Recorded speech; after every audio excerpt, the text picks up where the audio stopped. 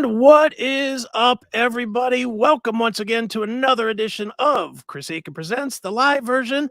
I, of course, am Chris Akin. That, of course, from the Stephen Piercy Band, the rat bastard himself, Mr. Erik Ferentinos. Erik, what is up, sir? Hello, Mr. Chris. Always a pleasure. Dude, we were doing a show and didn't even remember to turn the cameras on. What the hell? For people that were not privy to us, we were just sitting here shooting the shit, just going, yeah, and then this and then that. And I looked up and it says, at the top on my screen, there's a little thing that says, it's showtime. And it's like blinking and stuff. I was like, oh, shit. Click the buttons fast. We're having too much fun for our own good. That's right. It's the show before the show, so to speak. But we do have a good show for everybody tonight. We definitely do. We've got some things to talk about tonight. We've also got a killer band out of Boston that's going to be joining us, the band Lansdowne. And I'm sure some of you know them from the radio. They've had a few radio hits, and they're like the product placement band. They've been in quite a few products they've been placed in as well. So I can't wait to dig into these guys, really, just to talk somewhat about that product placement thing, just because I'm fascinated by that. And if that helps, I certainly get how that can be a positive effect to, I don't know, like Twisted Sister or Led Zeppelin or somebody that, that have songs that have been established for 40 years. Like, you see a Cadillac commercial with Led Zeppelin, you recognize Led Zeppelin, you recognize Cadillac. It's not, you're not developing the reputation of Led Zeppelin, so to speak. You know what I mean?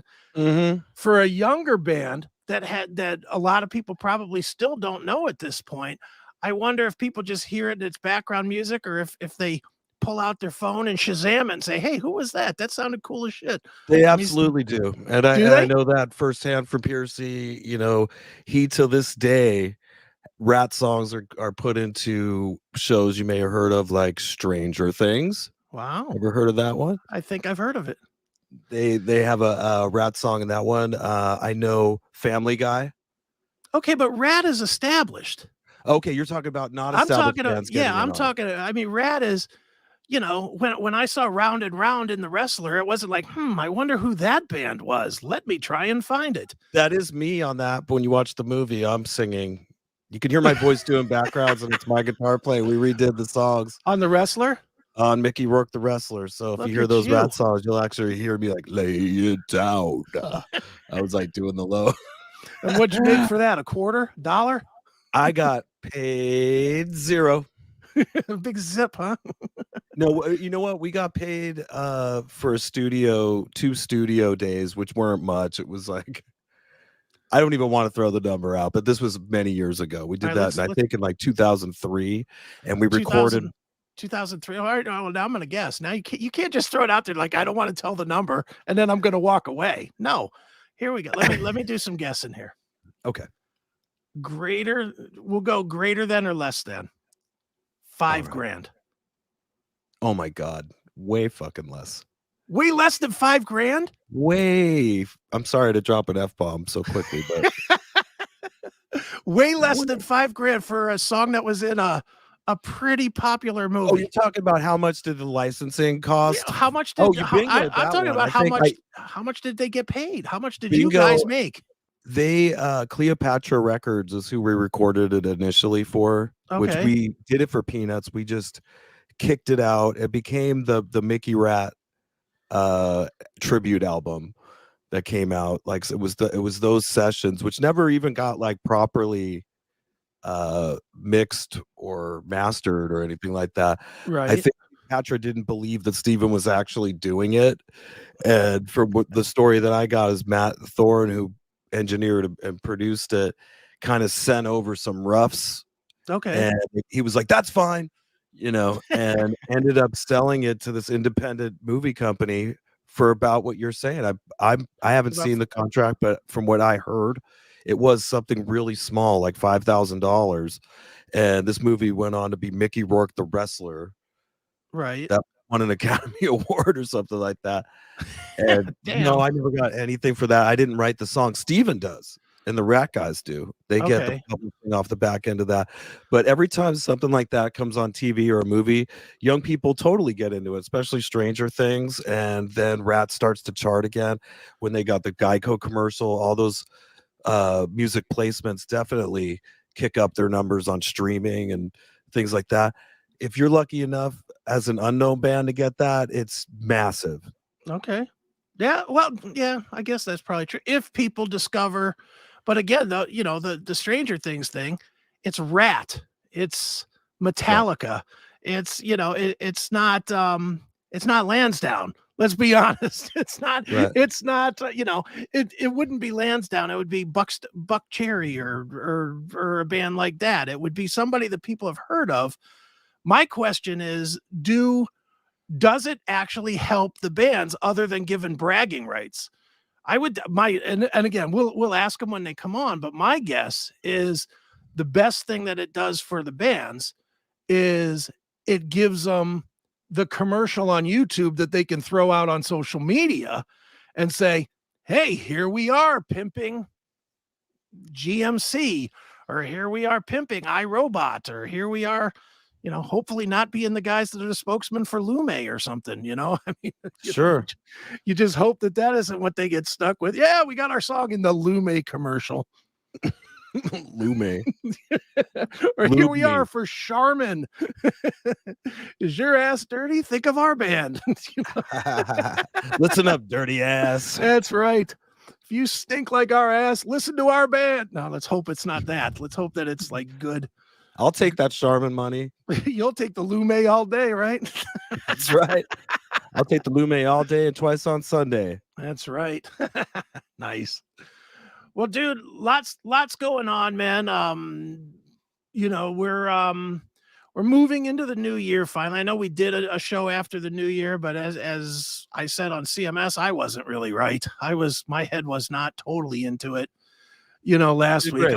I'm better today, although I'm sick as hell, which is just really bugging me. That I'm sure you can hear it in my throat. I'm a little, Sure, a little scratchy and whatnot. But I'm in a good mood, and we're gonna have fun. Like I said, Lansdowne is gonna be with us. They are out of Boston, and a lot of great bands have come out of Boston. just a little band out of Boston. That's right. Including that one, a little band called Aerosmith. A couple of you might have heard of. I don't know. Extreme is out of Boston, I think, right? I'm pretty sure Boston's out of fucking Boston, right? Yeah, Boston is the Jay Giles band. I love the Jay Giles band back in the 80s. They were an awesome band back then. When I was a little kid, I totally loved Jay Giles band. Their videos were sick. They were horny videos too, like Centerfold and Freeze Frame. I always thought when I was a kid, I thought that one of the chicks in the Centerfold video was Martha Quinn. And I thought, or you hoped? Both. Back then, both. She appealed to me back then, but she's like in a nightie, like going in a circle in his room, and I don't know. I was probably when was that? 1980. I was like 8 years old. Oh, so you weren't even thinking. You weren't even thinking dirty, filthy thoughts at that point. I was though. That video made me think those dirty thoughts. I didn't know what they were or why I was feeling that way, but I was staring at that MTV, watching that. And I also, my other favorite part, which it might have been, I think it was, where the snare drum is milk. It's all milk. Oh yeah. And then and the milk comes flying out. That was awesome. And you guys don't do that now with Stephen Pearcy band?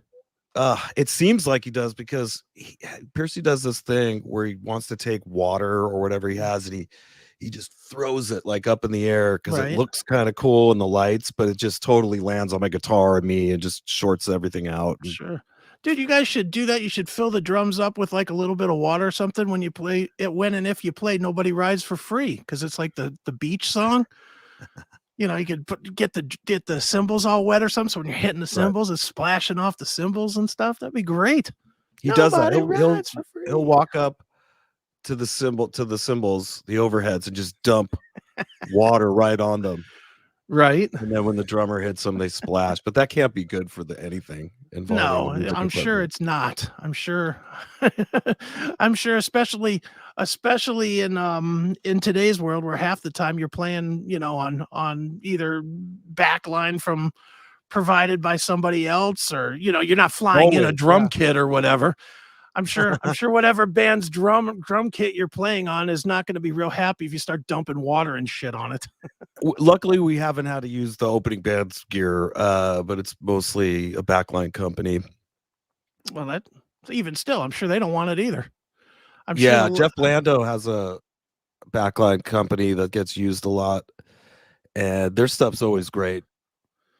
Yeah, I can say. that's I wish I cool. knew the name of his company. I'd promote it. Whatever. It's Jeff Lando's. Look it up. How's that? Yeah, look, Godsmacker from Boston. There you go. Yeah. But none of these bands are as good as Lansdowne. I'm just going to say that. Aerosmith. Hands down, Lansdowne. That's right. Hands Down. It's Lansdowne. Godsmack, Aerosmith, Boston, Extreme. Let's not talk about these amateurs here, for God's sakes. We're going to have Lansdowne on here in a minute, man, and we're going to be talking to them about the real Boston sound. Definitely. But well, I'll tell you what, man, believe it or not, they are already waiting in the wings. So why don't we do this? I know this is going to be an unusual move because we usually go a half hour before we get right into it, but I'm not going to keep the guys waiting. So let's do this.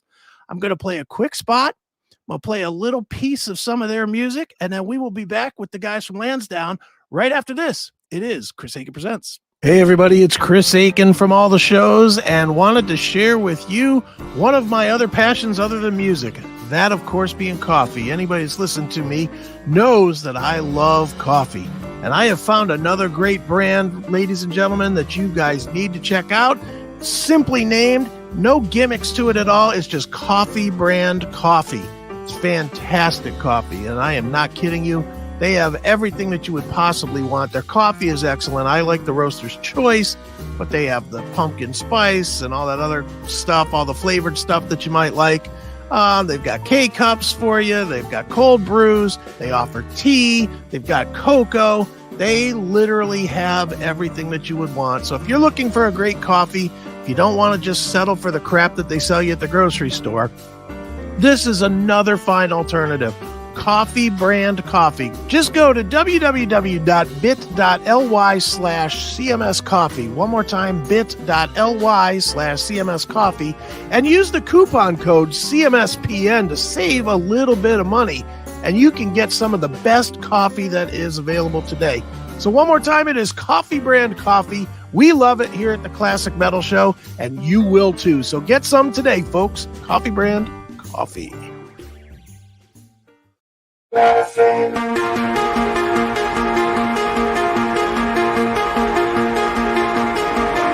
I wanna feel you.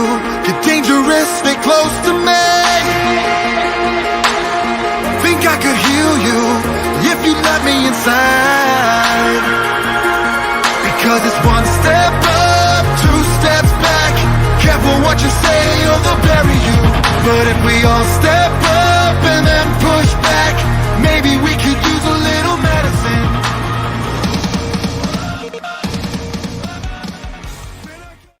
All right, I'm just going to say it, Eric. That clip was way too short. That was awesome. I love that stuff. That is from a new record, which is called Medicine. The band is Lansdowne, and joining us right now are two of the guys from Lansdowne. It is Glenn and Shaun. Guys, how are you? What's going on, guys? It's great to be here. Yeah, nice to have you guys. Nice to have you guys, man. And for people that don't know, you guys have a brand new release, or it's coming out. Is it out or is it coming out?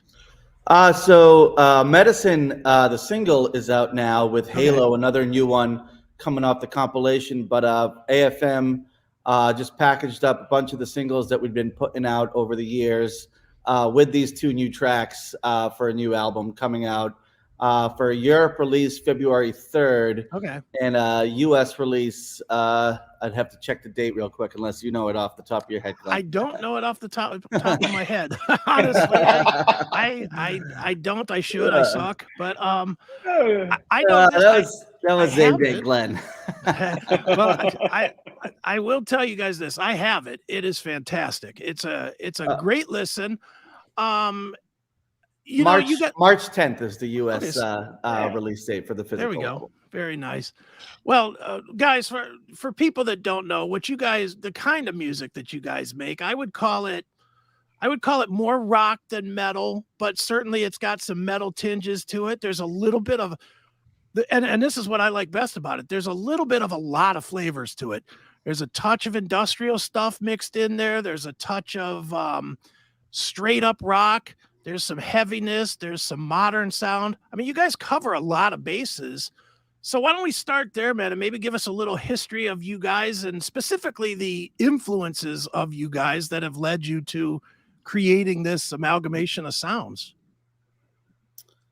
Yeah. So, you know, I think just all of us have a ton of different influences. Like you said, you know, we love music, you know, so there's definitely a lot of, like you said, you know, we love everything from metal bands, from, you know, newer kind of metal stuff like Bring Me the Horizon, through Nickelback and all the way to like pop records like Demi Lovato and Nice. Some of the new pop stuff out there. So like, you know, that it's definitely a wide span of stuff that we like to listen to. So I think that just kind of finds its way into our music naturally. Okay, excellent. Now, how do you guys, when you guys decide to put together songs? Well, start with songs. Let's start with some songwriting stuff. How do you do it? Is it a true group effort, or is there one of you that's kind of the leader that kind of dictates the music or the vocal, or where does it all start? With a riff, with a voice, with a thought? What? It happens in a few different ways. So like sometimes John will just have a voice memo that he's sung into his phone that'll shoot over to me, and I'll start kind of riffing around, and we'll start getting some of Glenn's thoughts in there. Or we just did actually Medicine is the result of us all taking a trip together as a band out to the Poconos just to kind of get away from everything, and we were just literally in the middle of nowhere in an awesome house that we set up in the living room, and we're just jamming for days. So, you know, there's really no like set way that it happens, but you know, a lot of times it'll just, you know, start with a riff or start with a lyric idea from John or a melody from John, and kind of just expand from there. But yeah, but Medicine was a cool one because we all just kind of were like, you know what, let's take a retreat. Let's go just do some writing. So that was a fun one to make, and how it came together as a band that way. Are you guys from Pennsylvania? Did you say you're from? No.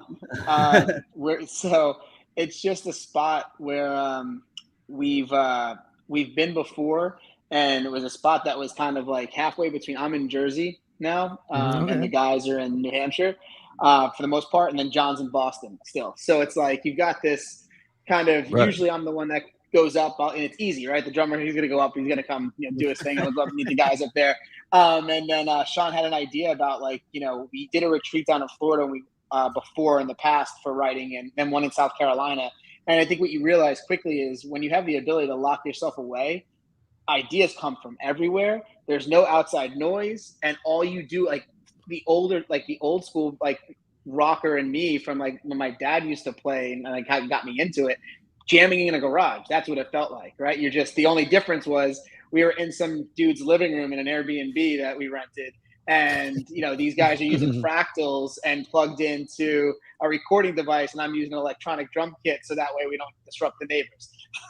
Nice. That's awesome. No, I asked because my grandparents were from there. They had a house there in the 70s when I was a kid.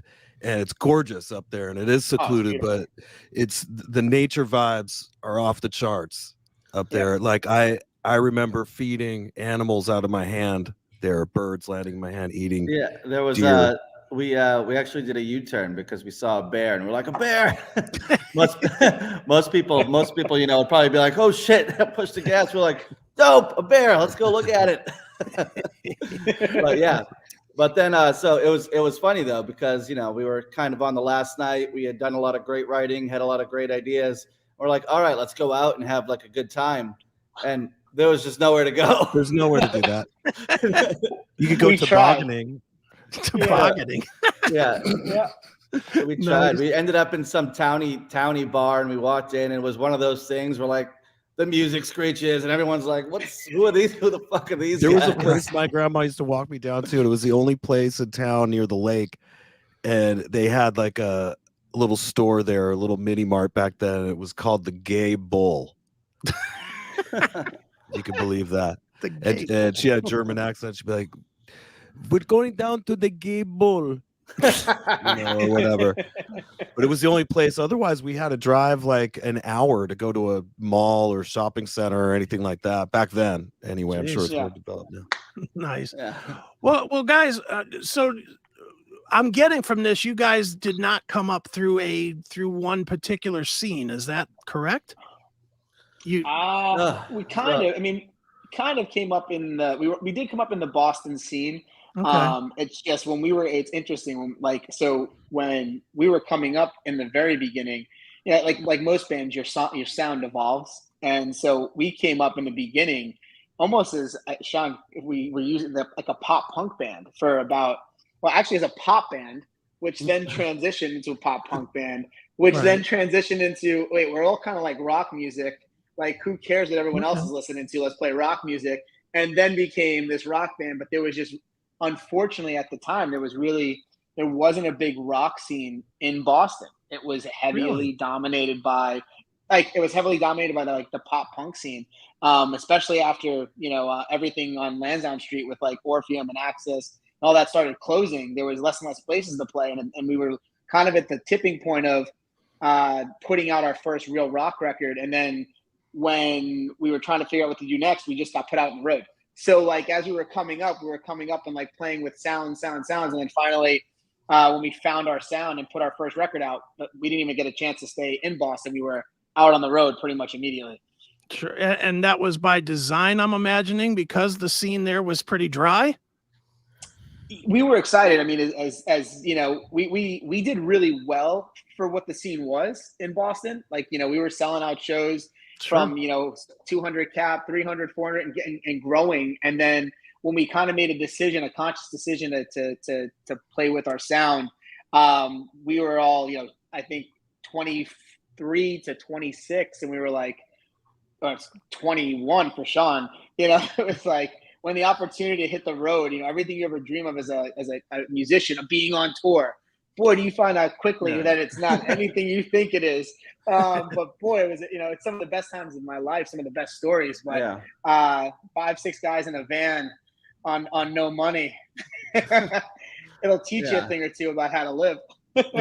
Well, if it makes you feel better, Erik's in an established band and he lives on the road with no money. So you guys it's not like you go very far from the smallest band to the biggest. That's the age though. When you're young, you're still hopeful and everybody's excited to be there, and you haven't been beaten down yet. So you make it work and you share and you hit those value meals. Living up peanut butter and jelly, and you get to eat one half of a $5 footlong for lunch and the other half for dinner. Whoa, hey, this is a children's show. Nice. Well, guys, you guys have obviously, for people that don't know, you guys have been around for a while now. It's not like you guys are a 2-year-old band. You guys are what, 15 years doing this at this point. I think Blue Collar Revolver actually just had it's either coming up this year or it was last year, the 10-year anniversary of that album coming out. So, and that was a bunch of years in the making from the sound evolving. So, it's definitely, we're like 15 years at least into it for sure. In that neighborhood. And it's just been an evolution. Just getting started. Right. I love what I heard today, man. Chris sent me a link, and sometimes I can't go through all of a new band's album, but your album, every song is catchy as hell, and it's just really put together from a songwriting perspective. Quality. There's quality songwriting, and there's zero filler. Like, every song, you can tell, had the same amount of care put into it. Of this album, I haven't heard your other ones, but this. Sure. Chris, what's the name of the album that you sent me today? Well, I looked at today. You sent it to me this week. I'm gonna say I don't know, because I thought it was medicine. So medicine. It is medicine. It is Yeah. nice. And then Halo's a badass track. It really is. Now, this leads me to a question, though. I mean, you guys have been doing it for 15 years. You're making music that, in my opinion, could easily play on every radio station in the country. I mean, Except the one with the F word. There was one, it had an F word in it. Yeah, you flip it backwards, nobody knows. Yeah, I was gonna say, you turn it around, nobody knows the difference. Yeah. But my thought, my question is, when I hear it and I'm like, damn, this should be everywhere, and it's not. My question always comes to why. What is it that a Nickelback, anytime they shit out a song, it's on there, and I like them, so it's not like I'm bashing them per se. I actually am a fan. Yeah. But a band like that, or Papa Roach, or any of these bands, what is it about them that gets the radio stations to just promote it like crazy? And because it's not the music. Because if it was the music, then you guys would be getting 400 spins an hour across the country. And I never understand where the separation is between a band that is getting the play and a band that should be getting the play but isn't. Well, we appreciate that. First and foremost, it really means a lot. I think it's right now the thing that has been where the label is at, because we just recently signed with the label this past May. We were independent for the last for the last 14 or 15 whatever years it is in. And it was funny that we were just like, we're just going to have fun with it. We all have families and companies and stuff that we started. We were just in a position where like, we're going to have fun when stuff comes up. We'll push it out and we'll go play a show, or when we want to write a song and put it out, we'll put it out. And then the label just shows up, it's like, where were you guys when we were beating our ass on the road 10 years ago? But, it kind of re-sparked everything for us. And I think what the label's approach is right now is just, they want to let everyone know that we're back, that this just isn't like a flash in the pan. It's not just we're going to put out a single and disappear again for a year. We're back for real. We're going hard at it again. So I think, once, that's established in the community, people will start to get those spins and stuff again, because we were on Octane, and back in the day we were getting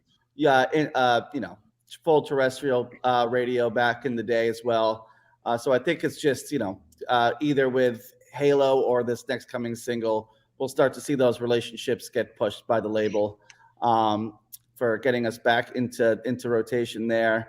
But they've been doing an amazing job for us on streaming, where a lot of the new discovery is, I think we've done something like 7x our Spotify numbers in the last 6 months, which is crazy. And so we are super appreciative, because you hear horror stories your whole time coming up of just terrible deals and terrible relationship with the label. And I think we're really, really lucky it has taken this long, because we really found the right partners in AFM of what we're trying to do. So yeah, I think we'll start to see that come around again once people are accepted that, okay, it's not just another flash in the pan Lansdowne single. They're actually doing it. We did that for a few years. We just started dropping things and then play 2 shows, play a festival, and then and people are like, wait, are you really doing it? And so, especially now, it's nice. They're like, okay, that's the second song they did. They said they were dropping another one. It came, and now they announced the record. They announced, we're getting ready to announce a couple other festivals and a couple other things. So, okay, they're playing shows. This is all right. Right. Well, what does Spotify specifically, and I mean, I'm saying Spotify, but I also mean YouTube Music and Apple, etc. But what does that actually get you? Because like I know Burn Brighter had like 11 million streams. That's a huge number, especially for an independent band or a recently signed, but I'm assuming that was when you were independent. What does that get you? I mean, that's a shit ton of streams. Does that get more people to shows? Does it get you selling more merch? Does it translate, or is it just a necessary thing that you need to help promote yourself to the next thing? It's kind of a combination. I think, for us, and Shaun would probably have better numbers, but I mean, right now I think we're streaming just even on Spotify about 2.3 million songs a month. Wow. You know, and it's like, you know, and that's some solid growth. And what's cool is after with the AFM piece, we're getting a lot of exposure in Europe, which we were before as an independent band. We were like 3-1 on the streams, US to Europe, which is kind of crazy because we've been to Europe for a pit stop once, and then on our way to Afghanistan, we played for the troops a few years, like way back in the day, which is was a cool experience in its own right. But what we see is it definitely translates to, you know, brand equity and the brand building on who the band is. People visiting the .com, the merch store. You know, we're kind of rebuilding our approach on our socials, so we're seeing a lot more engagement there. We just got an offer for a festival that the guy came across us in Toronto that we're going to announce soon, and put in a really nice offer to us. So we've started seeing some of that. Okay. But you know, and it's always one of those things you try to determine, because there's other bands that are on the radio, to your point, that aren't streaming a fraction of what we are. And so it's interesting that, like, you know, what the impact radio has sometimes, and what the impact when you start to build a little bit of a following online, how that can snowball. Are you guys able to do festivals, like, say, out of the country, or you have to be just basically on the East Coast because of how expensive flights are? Like, what shows can you take and not take right now for 2023? Yeah. So right now it's pretty. Go ahead, John. Oh yeah, I think we're looking at taking on you know, every festival that makes sense for us. So especially in Europe, where we've seen those numbers. I think it was like, yeah, like Glenn said, like before the label was like 1 to 3, but now it's almost like 1 to 2, where we're seeing the numbers really explode in Germany, where the label's at. A lot of explosive growth in Europe. So we definitely want to be out there playing, because and hitting these markets, because, you know, when you see something like 80,000 people a month streaming in Germany alone, and you start to look at the size of Germany compared to the United States, I'm like, well, those 80,000 people have to be pretty close in proximity to each other. So it should make for some good shows out in that area. Absolutely. And so, yeah, and I think part of it is we are lucky enough to have some tour support built into the deal with AFM. That's good. So that, you know, while we're still, you know, getting those guarantees higher, we are able to go and take some, you know, take some swings in Europe and be financially supported to be able to go do that, which is nice. You know, do you guys book shows yourselves too, or do you have an agent now, or how does it work when you book? Right now, it's Shaun and I. You know, we were in the beginning, we were represented by a big agent. You know, we had big management in the very beginning, and, you know, the big booking agent and all of that was pretty cool. So I think we kind of became students. You know, Shaun and I work heavily in music with the companies that we own. So like we're in this every day, doing it for other labels and artists in different ways. So it's like, it's interesting when you start applying it to yourself. So right now we book everything ourselves and with our relationships, and we just started picking up conversations on the management front and the booking agent front, trying to suss out what makes sense. Because to your point, at the end of the day, we see this, we're at this point in our career, it's a business, right? So if we go to Europe, we'll take whatever shows make sense to build the brand, because we're not reliant. It's a marketing expense. We're not reliant on the guarantee as much, because we can all work from the road. Like all of our companies are digital. So that was like a huge step in why we jumped back into this. Shaun can produce music and we can work on creative, and John can do what he does. And the guys, we've really put together a plan that allows us, now not to say we're going to go back on necessarily on the road for 200 days a year, like back in the day, which was a different type of touring. But, you know, the idea of being able to go to Europe for 3-4 weeks at a time, you know, in a year, up and down the coast, you know, playing and being away for 6 to 8 weeks at a time, or 6 to 8 weeks for a year, is a good amount of shows, we think, to kind of kick it back into gear. You know, right on. How often you got to get back to Bozeman, Montana, or, you know, you try to figure that out. And listen, we've been, and it's awesome, but you start to realize that with being able to touch people digitally, like with something even just like with your show, Chris, it's like people have so much more access to a band now than they ever did before. Right. Certainly.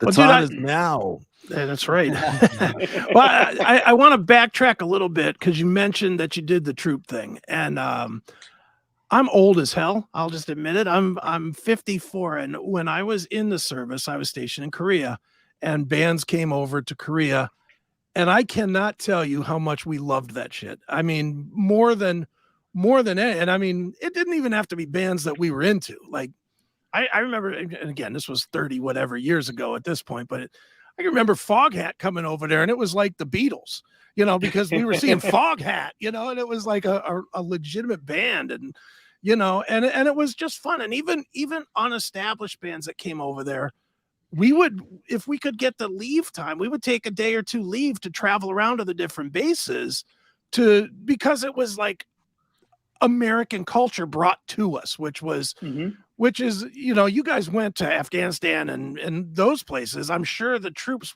could not have been happier to see you. Talk a little bit about that experience, because, you know, I know it because I did it. It is not like when you go to a show, even if it's, you know, a place you've never played before, or even if it's like a CD release, the excitement level is way off the charts compared to a normal show. No? Oh, for it sure. was next level. It was, yeah, and first and foremost, thank you for your service, man. We really appreciate it. We really support the troops, appreciate everything. And it was crazy. It was like you said, you know, we're bringing in a taste of home that they haven't had in a while. And, you know, you're getting these big burly guys coming up to you kind of with tears and saying, thank you for, you know, bringing me a little bit of home. And we're like, no, thank you for being here.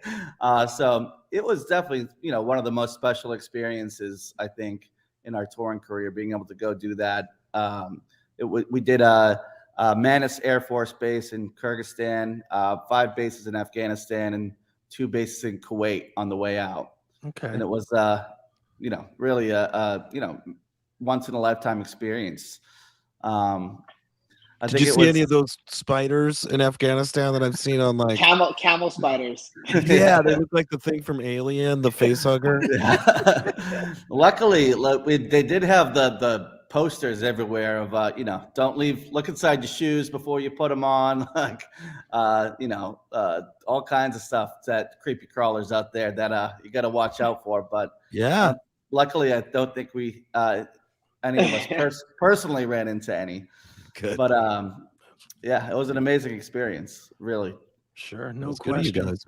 Yeah, no, it's very, and again, I cannot stress enough, not necessarily you guys, because you guys get it, but anybody that's watching or listening, it's a different environment. I mean, I've been to shows everywhere. I've been to back in the old days to Castle Donington and saw, you know, 100,000 people, and I've been to big festivals here in the States, and I've seen shows at the Big Egg in Japan and stuff. I mean, I've been to a lot of different places. He's seen fire and he's seen rain. That's right. I have. And I can tell you for a fact that those shows feel, I don't even know how to put it. It's just because you're so isolated from your life when you're stationed overseas. Yeah, you can call, and yes, you can FaceTime or whatever now, but it's not the same. And when you get a taste of home, that's a real taste of home, the kind of shit that you would do, you know, before you canceled your Sirius XM subscription and went overseas. You know, I mean, when you can do that, you can see live music and you can experience what you're missing. That fills a hole, and you know, bravo to you guys, man, because it's not easy to do it either. I mean, you guys going to Afghanistan, fuck that. Yeah, and you know, everyone's armed, and I will say, like, quick story, like one of the coolest experiences, we played a bass in Afghanistan, and we played, to your point, you play everywhere, right? We played in the cafeteria. Sure. And this cafeteria was slammed, and I remember watching these 3 guys in the front as we're playing. And they were just like stone cold. Like, you weren't like, why? Like, are they enjoying it? Aren't they? You weren't sure. They were kind of moving their head. We finished. They came up to us and they were like, guys, this was one of the coolest fucking things I've ever seen. Come with us. And we're like, come with you. And he's like, yeah. So we're like, okay. So they were like, literally, we left all our stuff in this cafeteria. They got us into Humvees. They drove us right off of, like, now we're driving off a base. We come out the gates. It's pitch black. You can't see anything. And we pull up to what looks like this little, like, like house in the middle of the desert. And we come in, and the only best way I could describe it is it was like a fraternity house. Now you're at this point where Shaun's 22, I'm 24, 25. I don't even right? think I was 21 yet. 20, yeah. Yeah. We were young, but what you realize is these are guys that are the same age as you, just about, a couple years younger or older both ways. And they bring us in, and it's all of these like SEALs in this house together. And I tell this story because Shaun, me, and our bass player wound up getting mohawks. We shaved our heads with a bunch of the guys, shaved our heads in the house. And we hung out with these guys, and they were telling us stories. That's what happened to me. We have photos just like that. And we hung with them for the night, and it was, I would say, one of the top 5 experiences of my life. That night, hanging with these guys, hearing their stories, bonding over these little canned Heinekens that they got from a local market, and you're just right. Like, I don't know if we could talk about those. We might get them in trouble. I think they smuggled them over the border of Pakistan. Chop your hand off for that shit. Very nice. Well, guys, you got the current single that is out there is Halo, I believe, right? That is the most current one. And you got this kick-ass video for it, as well as a kick-ass song. I'm gonna put a little bit of the video up that people can see it, but why don't you guys tell us a little bit about the song, and specifically about the video shoot, because it's cool as hell, man. Hell yeah. I don't have the sound, so you guys can talk right through it. So the first thing is, right when we kind of got the idea of a model with angel wings, one of my good friends is Sarah Millette. She goes by Sarah Banff.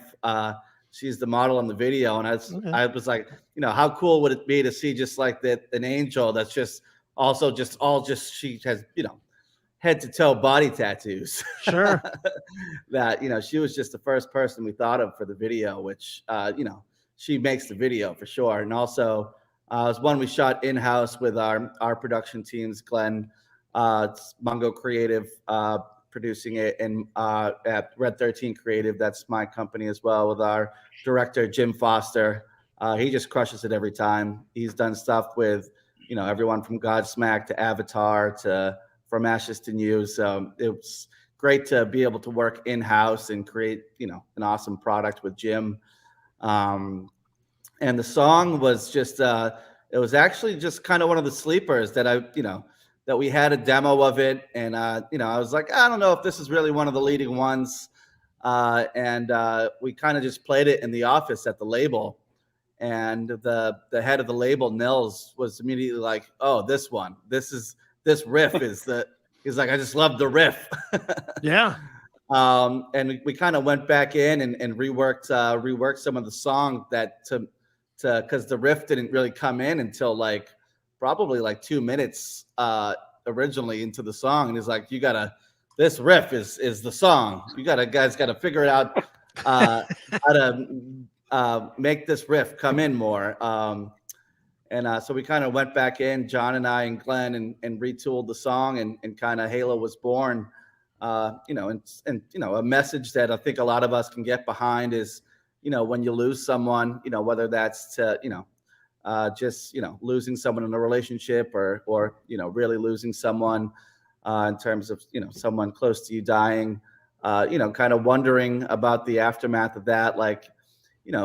Even on a relationship level, you're with someone for 10 years and then all of a sudden they're a stranger, you know what I mean? Or when you lose someone really close, you start to go through that existential feeling of, where, can they still feel me? Can I still feel them? Where do they go? And I think that was kind of something that, that touched us all in a way, that, we've all been through things as a band and personally. So it was a really, great song for us to be able to come together on and put out. Sure. I find it a great meaning behind it. I find it amazingly interesting that you weren't sure on this one, because this song is to me, is the home run. It's like the home run of the whole record, man. It is just right from the beginning, that it's totally in your head, and it stays in your head. It's like bubble gum to hair. It really just, you can tell it's good, not even hearing the music. Yeah. It's like, the video. No, the video is amazing though. It is. I mean, great choice for the lead female there, without a doubt. Yeah, in the anyone that wants to go kind of check out the rest of her modeling stuff, she's amazing. I think there's a link for her in our YouTube or in the 8FM YouTube description for the video. And also Amanda Marie, who did the makeup, she just does such a killer job as well. Amanda is actually the robot model in the first video. In medicine video. In medicine. Right. You should have her in every one doing something different. Yeah. Hell yeah. So Amanda,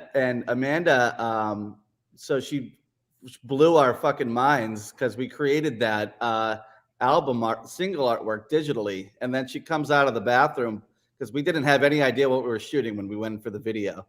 This one was with Ben Prue, who did our one-shot video. Okay. And we were like, we're just gonna go and we're gonna shoot a video today. We have no fucking.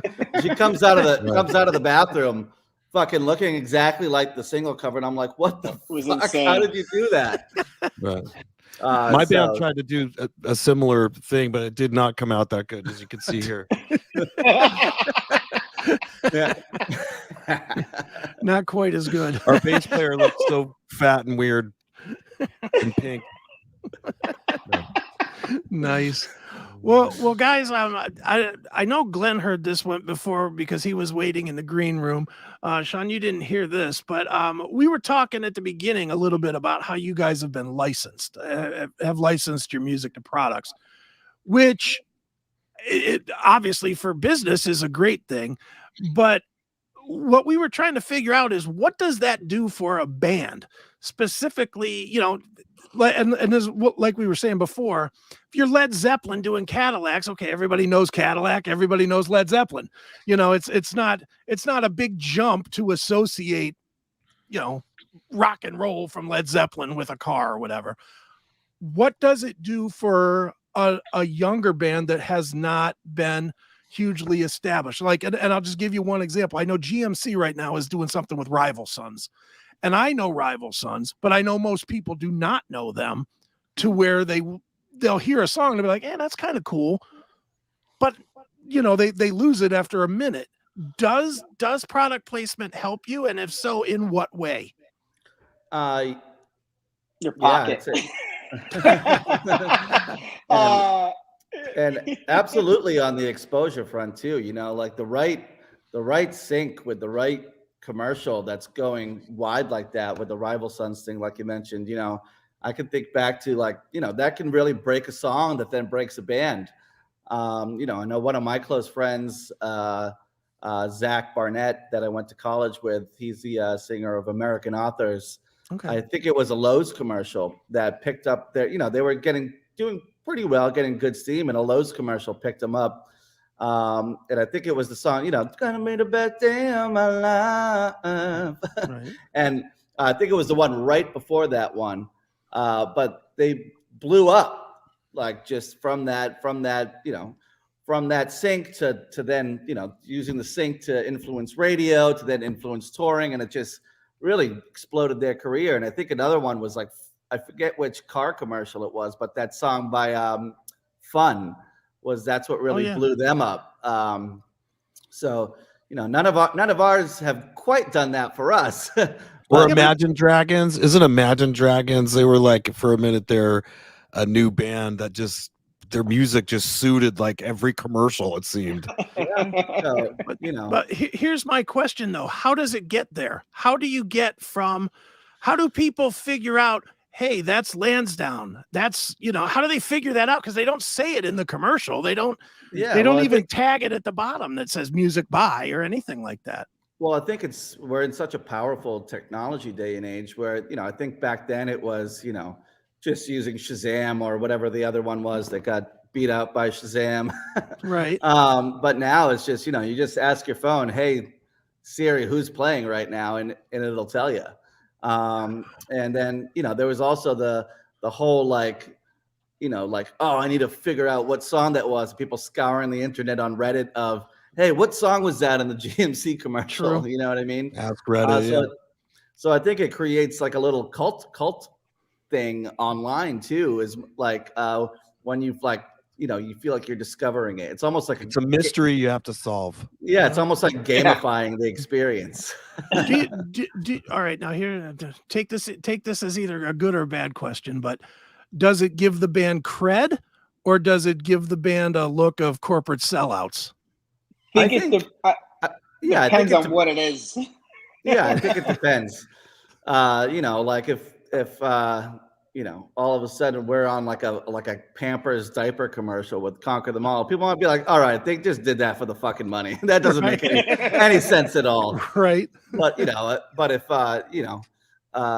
you got fucking John Jones walking out to Conquer Them All on UFC, I don't think anyone would, give us a head nod, a bad nod for that one. I think it has to make sense with whatever brand you're aligning yourself with. And if you, and I think that's, there are people that you see that'll they don't care. They'll align themselves with any brand for a paycheck. But if you're, being smart about it, I think people appreciate it more, and you get more out of it when you're actually aligning with a brand you care about or want to, want your music being rep by and want to kind of come up together, whatever that might be. Sure. I think, one of the ones that was great for us was doing the partnership with iRobot, because that was a brand that we could, really get behind with the Packbot and going out and seeing, how that was able to help with the experiences that the troops were going through trying to disarm bombs overseas, and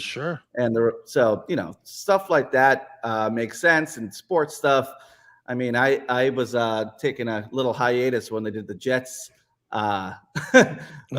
spot for Conquer Them All. I might have not signed off on that one. right. Nice. Well, but I guess it's okay because Glenn lives in Jersey, I guess. Sure. Yeah. And I had to play. We had to do the Patriots first, so just to set the stage, I had to play in front of Tom Brady's locker, and the locker room was a Jets fan back in the day. This is my payback to the band, is all Patriot fans, to do the Jets promo. To be the sad Jets fan, right? Nice. Well, exactly. I think we're both just sad. Yeah, really. This year. Ooh. Hey, I live in Cleveland. You want to talk sad? Jesus. But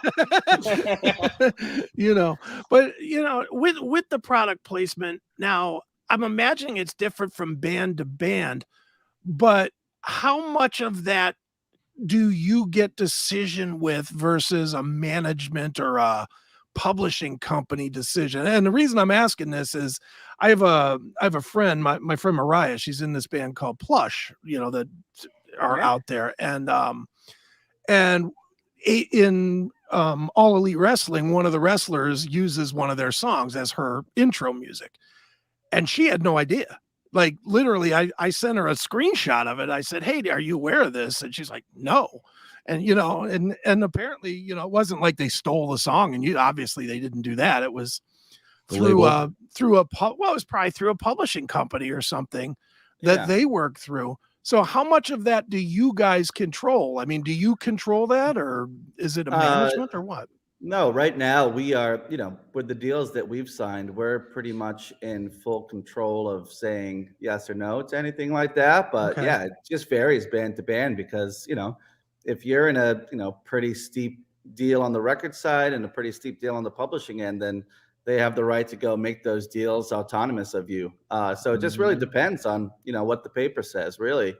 So there's some bands that, that have full control over that, and some that don't.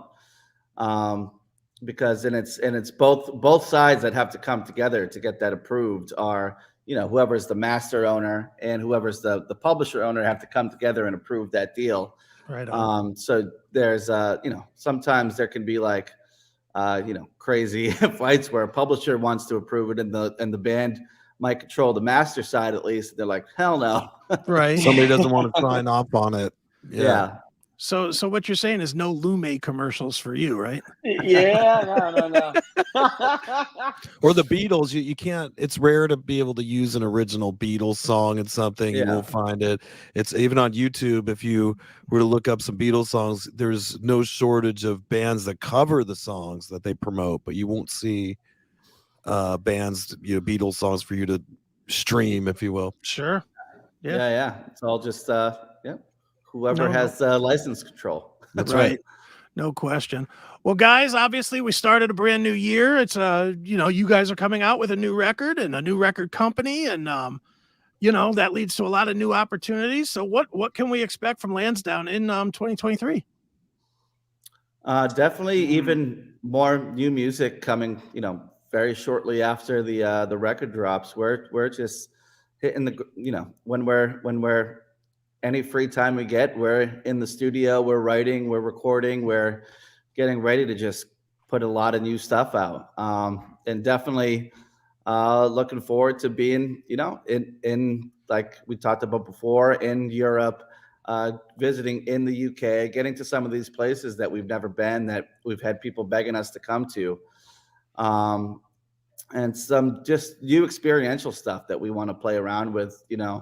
I think Glenn could talk a little bit more on that, but kind of building multiple avenues that people can experience the band, in terms of, maybe some kind of, we've been doing a lot with this comic style lyric videos that we've been kind of wanting to put into a storyline on a kind of motion graphic comic that's kind of centered around the music, but that is in this wholly entirely different world that we want to build out, or some stuff like that that's just kind of left of center of what other people are putting out, and trying to find just new ways to engage people into the band. Have you thought about live streaming? Have you guys done a live stream yet of the band? No, not yet. We've talked about it, and it's something that we were kind of thinking about doing, like, especially obviously a lot of people during COVID, right? It was trying to figure that out. And, I think it's going to be something that we're going to do more of, especially one of the biggest perks is, our producer is Shaun. So, when it comes to music, I mean, Shaun's in the studio, you can kind of see behind him. Sure. Like, that's again, one of the nice relations with AFM between everything we do. We create all our own music, we record all our own music, we do all our own music videos, all our own content, all our own everything we create. So we're self-sufficient in that sense between the companies that we own. And I think, to Shaun's point, we built a pretty rad game for Ice Nine Kills and our buddy Spencer that dropped over the holidays. We're talking about building a game for the band and just creating unique ways for fans to do things that they normally wouldn't get a chance to do, because it's an expense, right? It's a marketing expense. That marketing expense comes out of your pocket as an artist. For us, we've got the ability to control those costs. So by you make $1 million videos yourselves. I mean, it looked that good. That was as good as any Godsmack video quality or anything like that. Yeah, and if we told you the price, you'd be like, all right, we're on to something. And that's kind of the idea, is we can take that savings and put it into ways in which, you have hard costs that you can't get around. You can get around, like you can't get around radio, right? You can't get around what it might cost to get to Europe. You can't get around some of those things, but you can get around making a $50,000 music video for $5,000.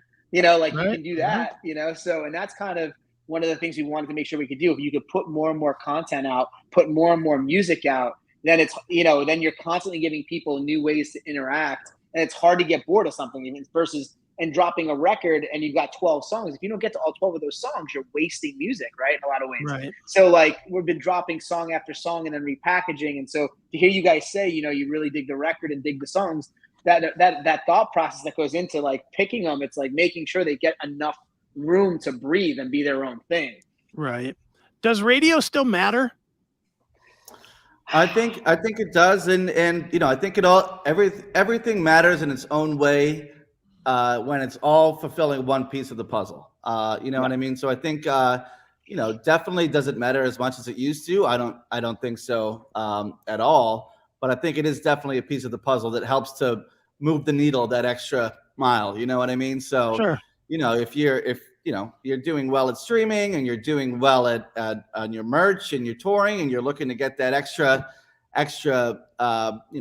bit of love, then absolutely. And I think more so in there's markets where it matters more than others because of the station's ability to adapt over time. There's some, it's sad for our genre that there are some rock stations that they they never ventured away from Aerosmith and Zeppelin, and they just stayed there, and they like, oh, that new stuff is trash. I'm never playing that. And those are the stations that are closing, and that's why there's no rock stations in that market. Yeah. Boston's one of them. Cleveland's another. Cleveland doesn't have an active rock station. Every single rock station in Boston went down because they wouldn't play new music. Yeah. And the places that do, like, you know, WJJO and the Banana and these places, they have those. Getting those stations makes big impacts in those areas because they, you know, moved with their listener base. They moved with the music of the times, and they've kept a loyal fan base of the stations. So I think, you know, in different markets, radio can absolutely make a big deal. But in some other markets, it's you got to go find where those rock people are listening, whether that's with people with Octane and XM subscriptions, or if it's just kind of getting to people through YouTube or through Spotify or through Facebook, wherever they're you got to find them wherever they're at in those areas where the rock scene is a little less luscious. Sure. All right, let's play this out. Let's play the game. I'm going to give you guys right now $10,000. You can use it all in one place, split it into two, or break it into three. But it would break it into three. Well, you break it into three, but if you break it into two, you got to leave something off. And here's your three options. You can make another video for YouTube. You can pay somebody to put it on radio, or you can pay somebody to be on whatever the hottest active rock playlist on Spotify is. How do you spend the money? Do you get higher placement if you spend it all on the one playlist? You can be the number one song on the playlist. It costs you $1,000 to have us answer that.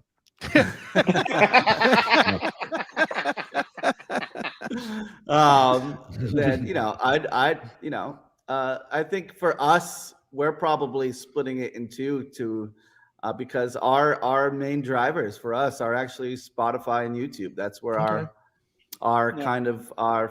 fans are. So, you know, I think it's put the money where it works.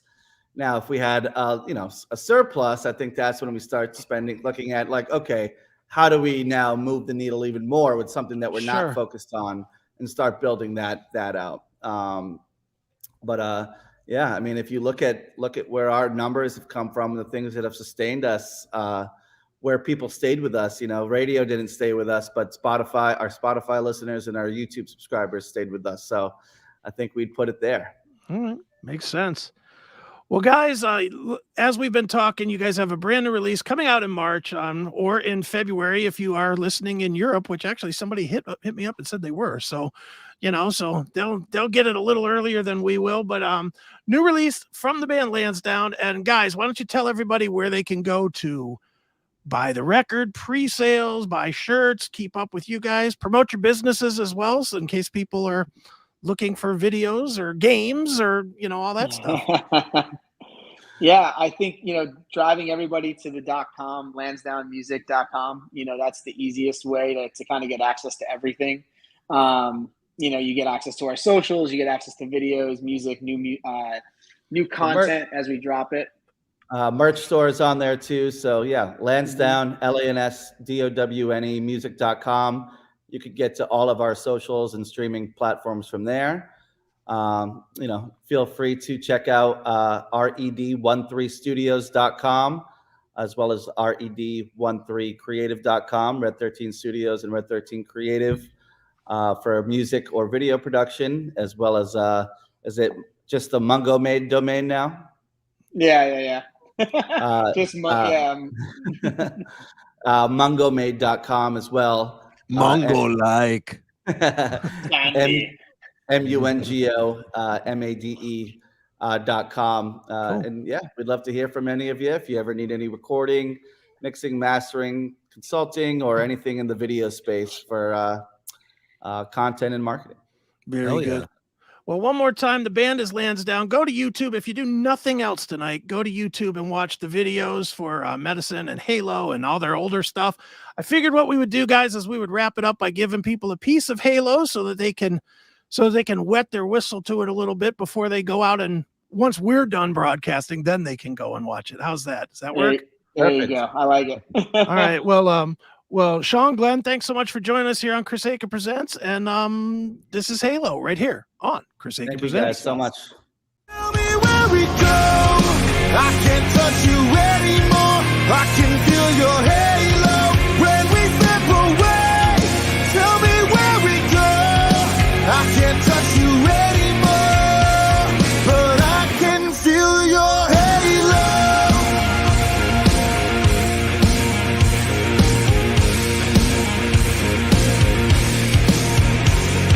I can't touch you anymore, but I feel your halo. I can't touch you anymore, but I feel your halo. I feel your halo.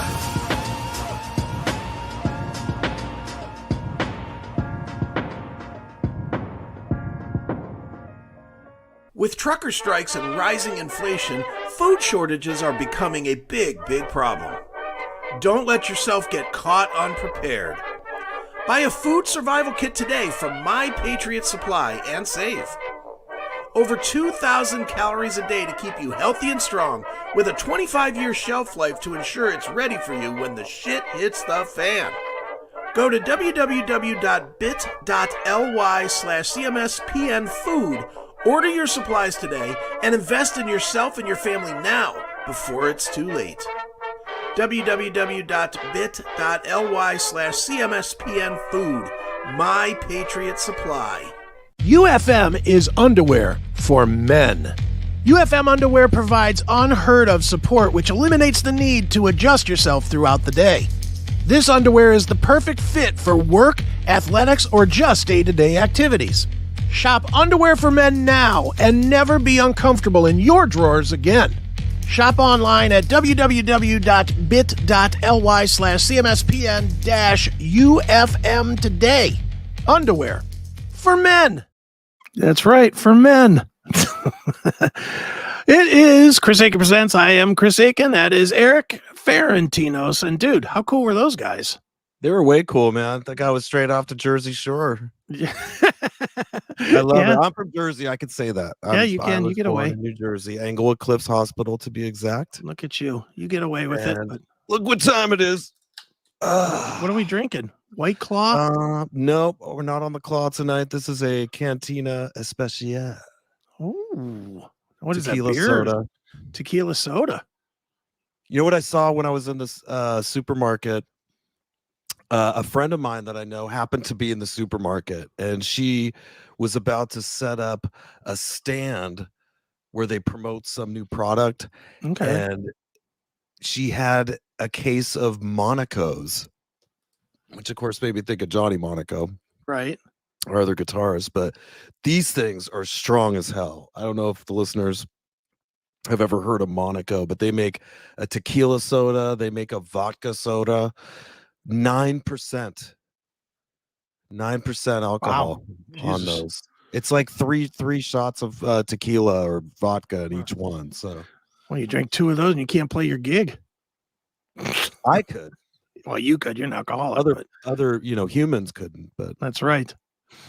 Pro like you, I've watched you drink half a bottle of Jack Daniels and get out there and play Bow Wow Wow tunes. That's right. And roar.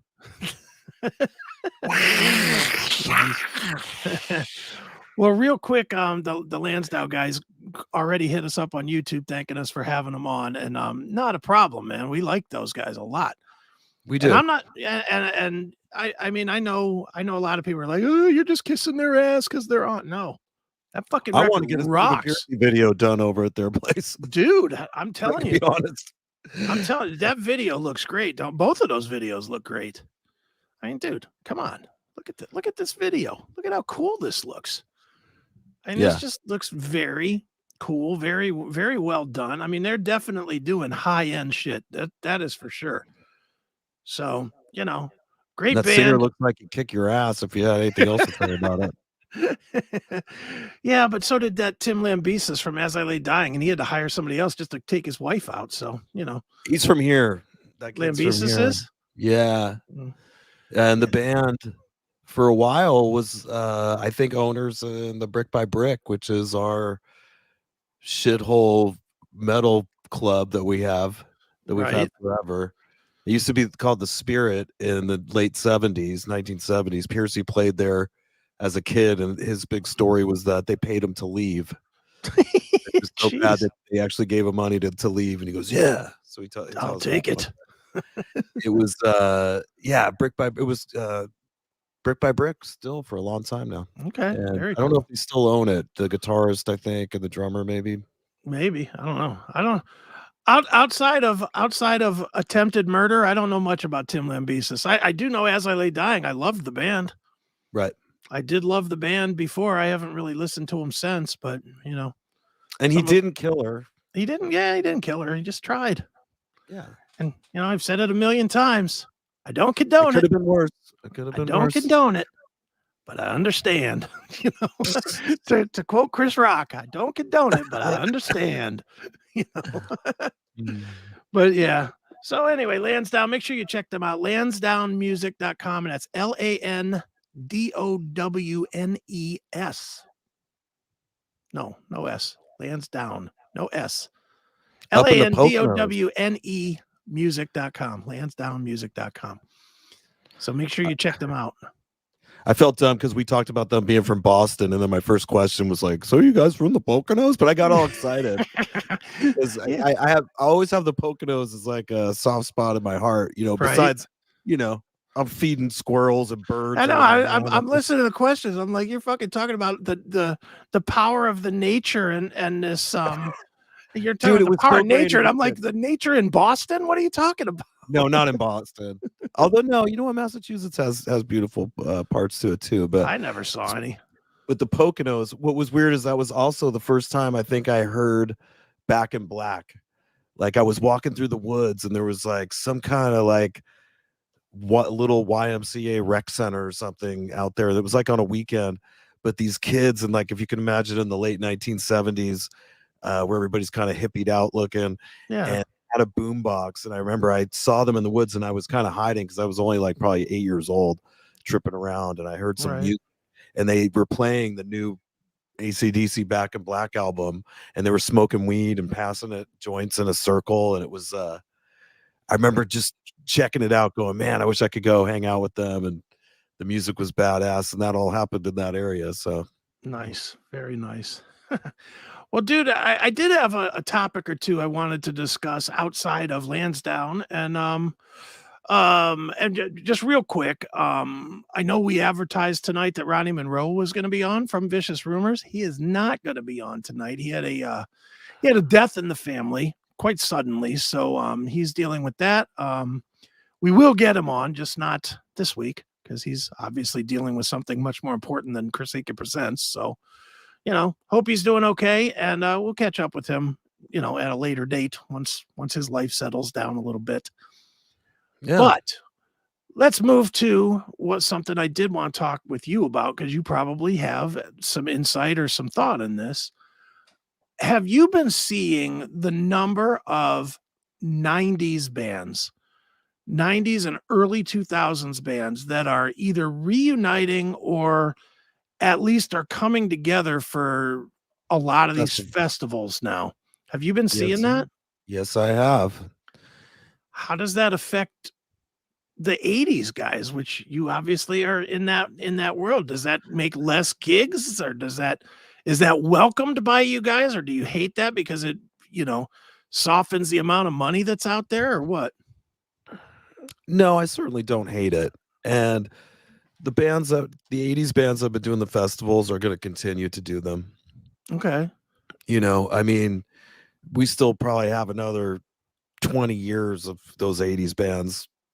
Possibly. Okay. Maybe not that long. A lot of they might have replacements of the band by then. Sure. I mean, obviously a lot of them are in their late 60s, early 70s now, but maybe at least another 10 years of that perhaps. But it just makes sense that the 90s bands would be next to be the classic rock, Grandpa Cruise, you know, or Yeah, what I have mean, you. It makes dude- me feel old, to be honest, seeing it. Dude, is that going to be weird when you go on the Monsters of Rock cruise and it's Papa Roach and Pearl Right. Jam? You know, that just sounds like it's going to be weird. Right. Or Bush. I guess Yeah, that would be. Bush. There's some cool 90s bands, that Sure. I wouldn't mind being on the bill with. Yeah, but the question is will they, if you put them together, will they draw an audience though? If you put Dokken on the same bill with Bush, is that going to move the needle to spend $2,000 on a boat ticket? I don't know if that's even a good idea, to be honest, because everybody knows that it was the 90s that kind of put out the fire Put out the of 80s. the 80s. So Yeah. I think it's almost like having the Crips and the Bloods play a festival together. It's just not Right. in the best interest. Yeah, you're probably right about that. I hadn't even thought about that, but Remember Dude, the Motley Crue Pam and Tommy movie when Motley thought they were the shit and they could go into the recording studio whenever they wanted? oh yeah. And then they like get in there and there's a Radiohead was band in in there their or room something. and they're like, "Hey man, what are you doing here?" And they're like, "Oh, well, it's our studio now. We're Third Eye Blind." Yeah, that's right. Third Eye Blind. Yeah, dude. I mean, that's got to be crushing when you've been top of the mountain and all of a sudden, you came down the hill, so to speak. That's got to suck. Right. And I hate, the thing that's weird to me is because I'll be honest, I did not love the 90s are probably my least favorite era of music. Just in general. And that's not to say that I don't like a lot of the bands and I didn't have a lot of fun with a lot of those bands. I've told my stories about partying with No Doubt and Gwen Stefani and stuff, which were epic amounts of fun, hanging out, getting hammered with 311 and shit like that. I mean, just having a lot of fun with a lot of those bands. But to go back and listen to them now, it's like, the reason this one came up to me was that I saw that the band Trust Company announced the original lineup to reunite for that Blue Ridge Rock Festival. Okay. And they sucked. Trust Company was a bad band when they were a relevant band. And I cannot imagine going to anything to see Trust Company or Cold or Edema or Puddle of Mud. Slow down there, Chris. Slow down. I Okay. mean, Cold and Edema are some pretty cool bands. Come on. Come on, really? Edema had one good record. That first one. And he's related to the Jonathan guy Davis. in Korn, right? Yeah, Jonathan Davis. Yeah. Yeah, but he's not in the band anymore. Oh, he's that not? guy, no, that was Marky Chavez. He's not in the band anymore. Now it's some other Damn, guy. you know everybody. I do know, dude. Let me tell you my Edema story. Please do. So I was on WMMS and myself and my partner Matt, the Warlock, we did the first ever Cleveland booking. We booked the first ever Cleveland show for Edema, on a Sunday afternoon. We did a metal show afternoon at, I think it was Peabody's. I think it was at Peabody's Down Under. And it was 3 bands that nobody had ever heard of before.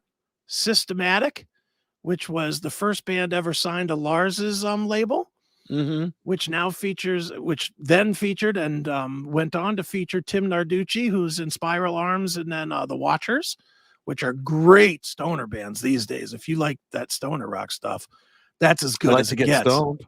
Well, you would like the Watchers because boy, I know Narducci likes to find an herb or two. And he lives near you too. Or no, he's up north. He's in San Francisco.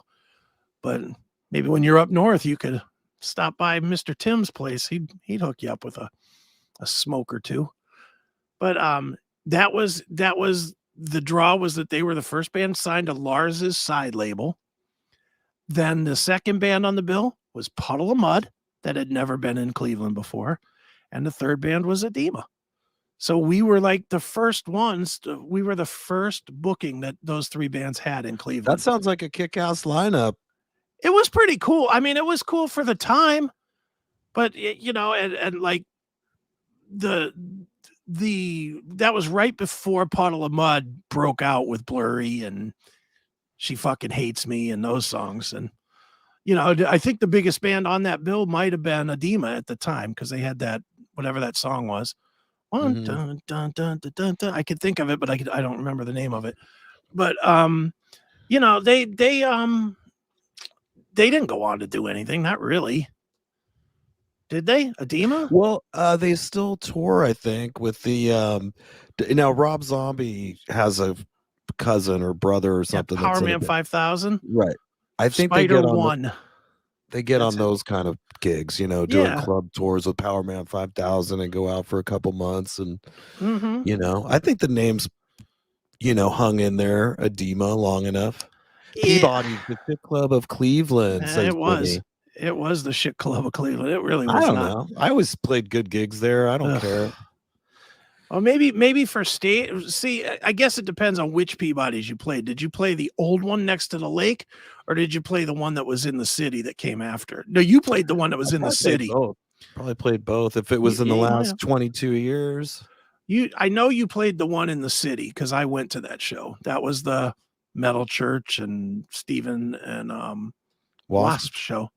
Yeah, okay. And I went to that. But I don't think you would have played at the other one. That was in the late 90s. I think that closed and moved over.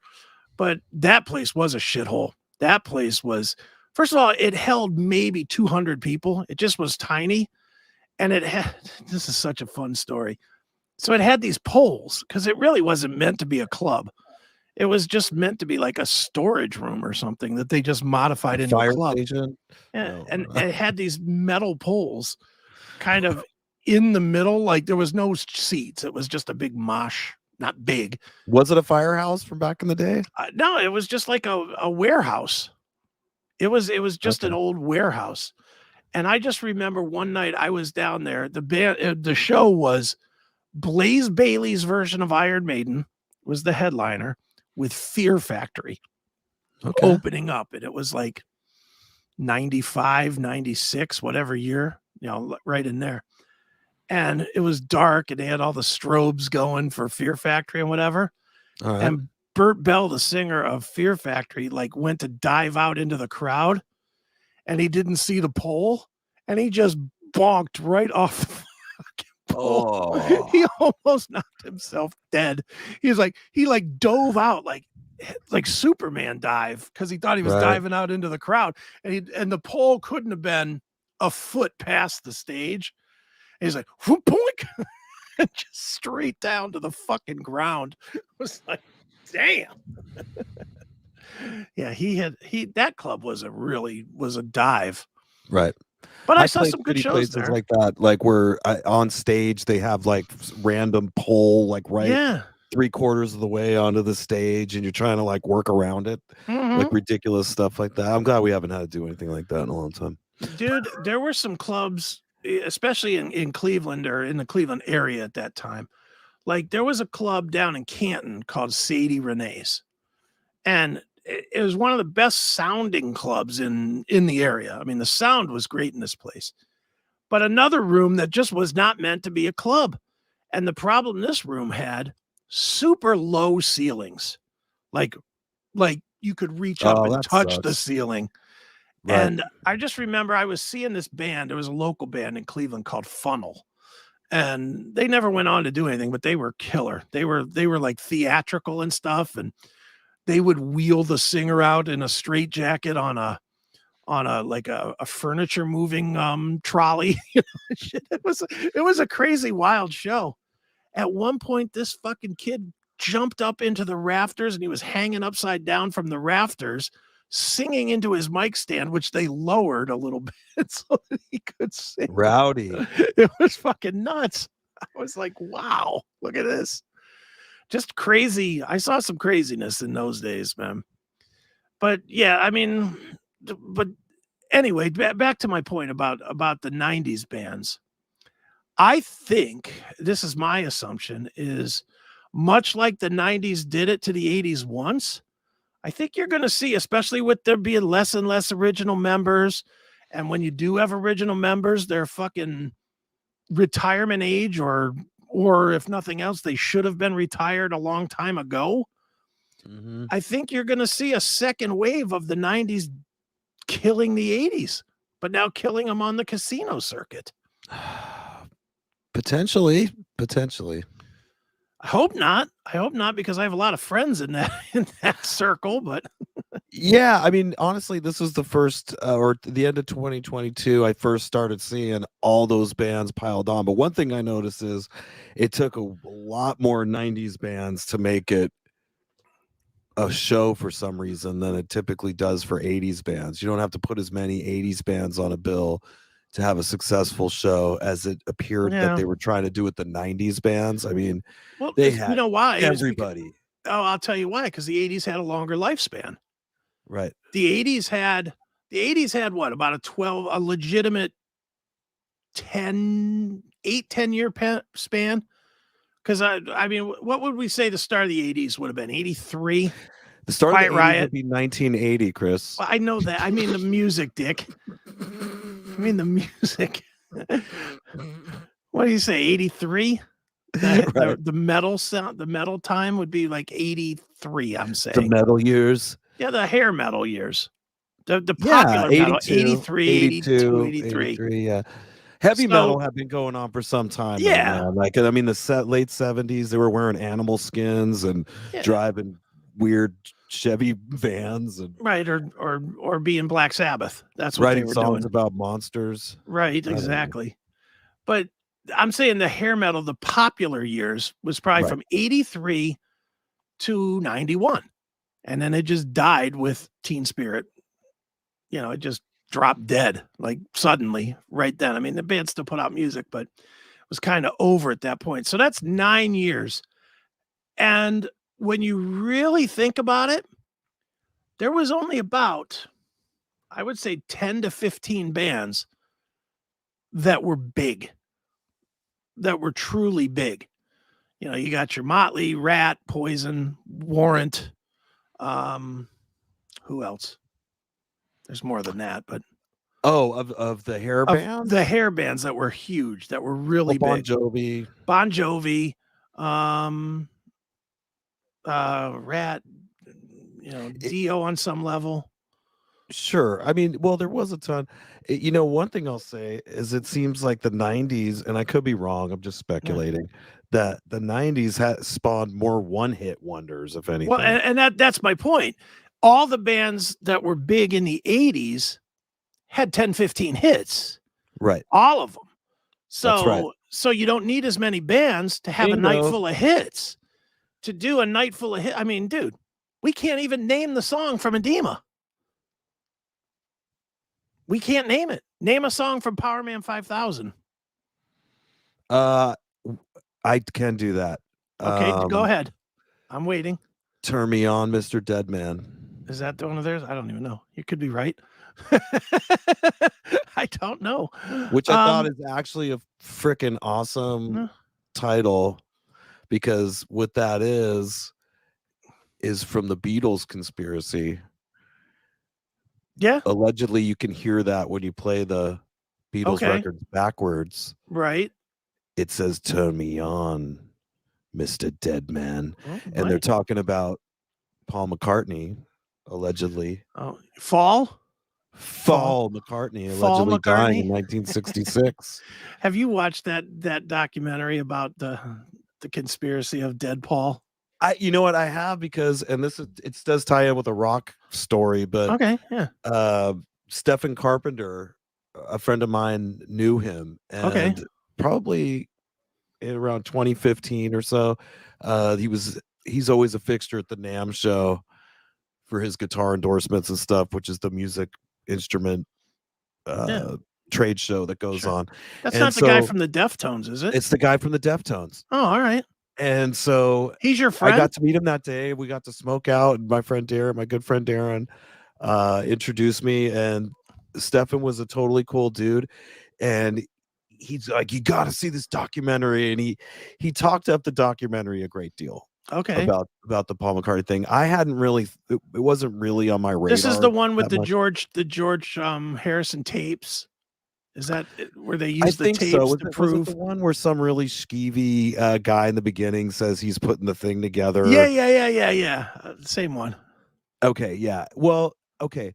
That documentary was fucking stupid. All right. However, the premise is actually appears to me to be very true. And Okay. there are better people that have researched the Paul McCartney thing. But I'm all in on it, man. After all the people that all the documentaries I've kind of watched and independent research, and mostly like all the photos that you see of Paul McCartney changing over the years, Yeah. and and all these other factors that pop in, how after that they pretty much broke up. They only played like one rooftop show after that, and Yeah. you can clearly see something was going on with Paul McCartney's face back then. They might have even had a couple Paul McCartneys for a minute, but we've had the main one for most of our life. Sure. And he's super talented. Yeah. He's super freaking talented, more talented than the original Paul McCartney. It's interesting. That's in the news again because I didn't read the whole story yet, but apparently his daughter had a near miss with somebody who tried to run her over. Oh, wow. And maybe that's a message to Fall to keep his stupid mouth shut. Take it to your grave, Fall. That's right, because there's a book out, and now I wish I had it on the tip of my tongue. That's like 666 pages that pretty much lays out the whole Paul McCartney experience through the eyes of this Paul McCartney character. And I'm going to look that up before. Oh yeah, it's the memoirs of Billy Shears. So maybe you could look that up for us while we're spitting it out here. Yeah. The memoirs of Billy Shears. And this book came out, and it's basically the one and only Billy Shears. It basically talks about how this guy came to become Paul McCartney in 1966 and everything that went down with that. There's also talk that he may be Aleister Crowley's grandson or something. Who might be Paul McCartney or the Paul guy McCartney? That's replacing it, Billy Shears. Okay. There's some weird shit. Wait a minute. So are we saying that Billy Shears is the guy that replaced Paul McCartney? That's right. The one and only Billy Shears. So the guy that married the one-legged lady, right, is Billy Shears. But apparently she went along with it because he had a bigger dong. So she knew. She did know. She did know, and she kept a secret. But again, like apparently MI6 was a big part of this whole thing too. They basically were so scared that when Paul McCartney, who allegedly was leaving the studio one night in 1966, crashed and died, and his head got all messed up, actually looked like a walrus. And that's where I Am the Walrus. I Am the Walrus kind of came from. But they were so worried that young people all over the world were going to kill themselves that they were like, okay, MI6 has to step in. We need a replacement. We have to keep this going. And the Beatles, from what I understand, were a pretty put together band by George, what's his name? Not George Carlin, but George Harrison. No, the guy that produced them. George R.R. Martin. George Martin. Correct. He was not the RR guy. The RR guy is the Lord of the Rings guy, right? Right. And those first Beatles songs, they're very young kid. I want to hold your hand. They're goofy. Yeah. And there's a very distinct change in the style from 1966. All of a sudden they get really dark and cool. And I mean, some of their best stuff arguably is after that. Dude, it's funny that you bring that up because they have two greatest hits out. The Red, they're commonly known as the Red and the Blue. And the Red is the early stuff, 60 to 66 or whatever. Right. And then the Blue is 66 to 70. And I own both. I'm a huge Beatles guy. I love the Beatles. Okay. I own both. I don't think I've ever once gone to the early years. I couldn't give a two flying fucks about it. She loves you. Yeah. Ugh. I don't, I guess at the time when you were going from Perry Como to that must have seemed awesome. But But it I also mean, seemed kind of fake looking back too. You know, again, hindsight, you're like watching these performances, and the girls look like they're like being paid to do it. The screams Yeah. sound overdubbed. well, I mean, Almost, you dude, know. I mean, that was the same era as the War of the Worlds and all that. I mean, War of the Worlds had just happened, and you know, some media guys or some other guys were watching that. We're like, damn, we could do something with this. Yeah, it worked. I mean, It did work. and it was a phenomenon. You know, I've said in other episodes, my parents were more Rolling Stones parents, Sure. which I love the Stones. I mean, I have an appreciation for the Beatles. And again, you know, after all the stuff I've watched, Mike Adams is a podcaster that's done a lot of great work on dissecting the whole Paul McCartney thing, and he's Okay. probably the one I've put the most hour. I think his name's Mike Adams. I'll have to look on my YouTube thing. Shit, I wish I had it on hand. But he's put the most research into the changes of the face, Right. and ears and all that stuff, which is, you know, really interesting. But Stephen Carpenter Deftones kind of put me on that path. You know, even though that first documentary he talked about was shit, Right. I still got into it. And after everything I saw, I'm all in. That yes, the real guy died.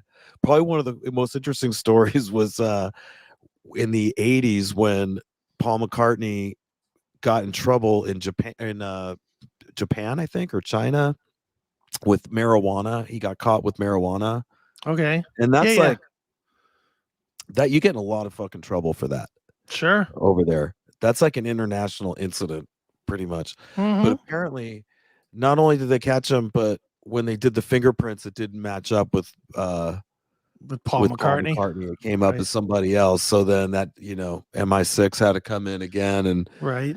smooth that whole thing over. Right. Did it come up as Billy Shears? Possibly, I don't know. You'll have to read the book. I'll have to check it out. I'm gonna definitely have to get this book and check it out. Although I know me, I'll 666 pages. never read it. I don't know why I'm saying I'll do that. I'll never read it Why? because reading takes time. Turn it into a documentary and I'll watch it. Okay. I can't be bothered with reading. I need my media spoon fed to me. I might get- get it. I might get the book because it's just it's freaking interesting. It's a little creepy that it's 666 pages. I don't know about that, but Well, this says it's not. This says it's 671. oh, well, maybe with the little extra. Yeah, they You probably threw know. a couple of pages in there because it wasn't selling enough because it was satanic. Yeah. Hey, man, Aleister Crowley's grandson, possibly. This Ooh. guy. Now, how do they come up with that? You know, again, I have to review this. We could talk about it in the future. Or hey, what I wanted to say tonight to the listeners is, on any of these topics that we talk about, feel free to write it to Chris and I. Yeah. If you got questions about it, we'll answer your questions on the following show, and I could, you know, have follow-ups to some of this stuff if Sure. they were interested to know. Yeah, certain absolutely. things that Hit we're us up. talking about. There's an email form on the chrisakin.net. Just go there and put the form in there. Yeah, we ought to try and get this author on this, Thomas U. Harriet. You go fuck off. Yeah, that's his other name. We ought to try and get him on. I know I have another author that wrote a book about.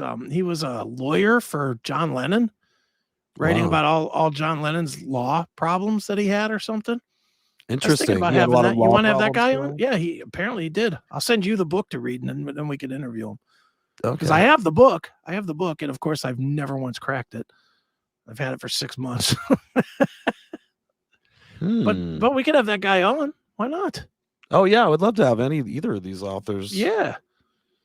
I'd like to have any conspiracy author on. That would be a huge thing. If you got the author of Memoir of Billy Shears, I guarantee you our numbers are going to go up. Well, I'm in for that. Dude, I don't care about the numbers, but B, I would just like to talk to him about, dude, I love that. Even that shitty documentary, the one we're talking about before he died, and Oh yeah. that guy, you know, I would have that guy on. Sometimes I wonder if they do these shitty documentaries just to distract you from a real one and promote the hell out of it so that way when you look it up, that's the first thing that comes up. So you go, oh, this is fucking bullshit, and like look away from it. Yeah. Well, dude, and sometimes they make these documentaries purposely to try and redirect the narrative. Right. You know, like about whatever the subject is. Like today, as an example, I was watching on Tubi. Tubi TV announced this new Tubi original called Killing Diana, about Princess Diana. Now, I'm going to preface this by saying I couldn't give two fucks about the royal family. I really don't care, you know, and honestly, when Princess Diana died, I couldn't be bothered, other than my ex-wife was like big into the royals. So she was glued to her TV to watch every bit of news and the funeral and all the crying for poor William and poor Harry and blah, blah, you know, all that bullshit. And me, I couldn't be bothered to be bothered. You know, I was like, whatever, I'm going out. See ya, I'm going to get a beer. You know, I didn't care. That being said, I still watch these documentaries because I'm a murder buff, I guess. I'm into serial killer shit and murder shit and conspiracy shit. I'm into all that stuff. So I'm watching this documentary, and this was the first documentary I've ever, and I've watched a bunch on Princess Diana's death. This was the first one that I've ever seen where they didn't try to hide what a whore she was. And I was like, damn. I mean, they were just like, How big of a whore was she, Chris? She was a big whore. She took a lot of dick while she was married. And they said all of it. That was surprising to me, because, you know, they've always tried to portray her as, you know, the queen that was. She was an outsider, though. Am I correct? Yeah, that she was actually not of the royal blood, so she was treated like crap. Something like that. Her family was wealthy, and she was raised to be. I just learned this today. Whatever private school she went to, somehow if you went to that private school, you were given a title within England. Oh, so she was Lady Diana of Spencer, Lady Diana Spencer. But it was really Dirty Diana. Yeah, it really was. It really was, because she was taking lots of dick. I mean, they specified also that on Thanksgiving, in addition to liking the white meat and the turkey, she also liked the dark meat. She was definitely into the halal, if you will. She liked herself a Muslim or two. A halal. She had halal. Isn't that what that is? It sounds like, hey man, let's just go out for some halals. No, isn't that what the shits and halals? Isn't that the Muslim blessed meat? Is the halal? Oh, great! Now I'm gonna die. Is that what it is? I don't know. It's some meat that's blessed by the Muslims, I thought. Maybe I'm wrong, but I always thought that's what that was. But yeah, she had, for my ignorance. She had two different Muslim dudes that she was banging. She had some doctor. She was fucking some doctor, but the doctor didn't like the spotlight, so she dumped him, and then she hooked up with that other guy, the guy that she died with, that Dodi Fayed guy, whose dad owned that Harrods. So two Muslims is in a that row. A casino? It's like a department store chain or something. Oh, Harrods, like, okay. Harrods. I was thinking of Harrods. Yeah, well, I don't know. I don't know that. But then they talked about she was fucking one of her security guards. Then she was fucking some other guy that she met, some photographer guy. Then she was fucking another guy. I mean, she was a whore. She was throwing that pussy around. The photographer's got to have some pictures of this. I can't believe there's no pictures of her anywhere. And believe me, I've searched Lady Diana fappening. Back then, it's not like the girls when you were taking pictures with your old timey camera back then. It's not like they could run up and go, "Let me see how they came out," and start like deleting the ones she doesn't like or whatever. Like, yeah, she just trusted. Well, you're a professional, and whatever you develop in your dark room back there, I'm sure it's fine. Yeah. And he's like, yeah, you got to watch this documentary though, dude, because I think. And this is, and again, maybe it's just me being the cynical fuck that I am, but I think they were trying to portray her in a good light. It doesn't sound like it. But they didn't. To me, I watched it and was like, Jesus. They kept trying to say, well, she was in a loveless marriage, so she took on affairs of her own. They tried to go that route. Well, that I believe, because he's part of all that sick stuff that goes on, man. Well, I get all that. What I mean? But again, instead of just walking away from it, she was like, well, I'll just fuck this guy and that guy and this guy and that guy. He can just bankroll my sexcapades. Yeah. And then she was doing, and again, like every other chick, I'll say it, you're not saying it, I'll say it. Like every other chick, she was pushing the buttons. She was absolutely, there was one time that she was going to a party that she knew that Camilla Parker Bowles was going to be at. Mm-hmm. And she wore the slut dress. Purposely, she wore, and that's what it's known as, is like the slut Do you dress. have that or by whatever. chance? What, that documentary? No, the picture of her in this alleged dress. Let me find the slut dress. Come on, man. Princess Diana. This ain't just a radio show. Yeah, true. That's true. Let me see. The iconic revenge dress. Yeah, here it is. This isn't like J-Lo's dress where it's like it's be like glued on the nipple. No. I mean, it's definitely not. It's definitely not that, but it's, for a royal family person, this was like really, really risque back in the 90s. It's no wonder they had to kill her, allegedly. Allegedly had to kill her. What is this tab? Princess Diana. Yeah, she is. Again, you were talking about her death earlier, and I always send people to Miles Mathis website because he has some great science papers, and he has a lot of the photos from that the press were given of the crash scene and taken moments before the crash. Right. And they all look totally staged for some reason. It could be. I mean, I definitely can think of that could be. I mean, and part of it was just, then the whole story about you got the guy that wasn't really a driver, and the speed limit in the tunnel's 30 miles an hour and he's going 120. Fuck out of here. Okay, sure. Yeah, get the fight, and nobody stopped him between coming out of the restaurant or wherever. And there could have been so embarrassed. They're like, "Look, we're either gonna kill you or fake your death. You got to get out of here. And you got one chance. We'll help you get out." Yeah. And I saw a picture. Somebody was trying to say it was her, like of today, and but you can't believe anything anymore that you see because they have all kinds of age progression software. CGI is to this unbelievable level to where you just can't believe any video or photos anymore. But right here we're looking at the photo. That's the revenge dress, they're calling it. I said the slut dress, but same thing. Okay. I mean, I don't think that's that bad. For an old princess, for somebody that was like in the royal family, that's fucking crazy talk back then. You can see below, like that photo in the middle down below is very conservative for the most part, right? I mean, not even showing her neck. Yeah. But I mean, you don't even see like Kate Middleton wearing something showing that much titty today. You know what? All these old ladies got their titties out these days. We were watching something the other night.